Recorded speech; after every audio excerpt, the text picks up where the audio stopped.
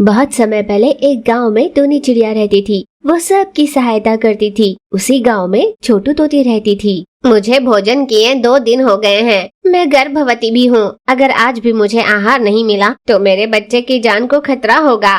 फिर आहार की तलाश में छोटू तोती गांव भर घूमी। यूं घूम घूम कर वो बेहोश होकर गिर पड़ी। लगता है वहाँ पर कोई बेहोश पड़ा है, अभी देखती हूँ। टूनी चिड़िया तुरंत उसकी सहायता के लिए गई और पानी छिड़क कर उसे होश में लाया। तुम्हें क्या हुआ है? मेरा नाम छोटू है। मैं गर्भवती हूँ। 2 दिन से खाया नहीं, इसलिए चकरा कर गिर गई। चलिए अब तुरंत मेरे घर चलिए। टूनी चिड़िया उसे अपने घर ले गई और पेट भर भोजन कराया।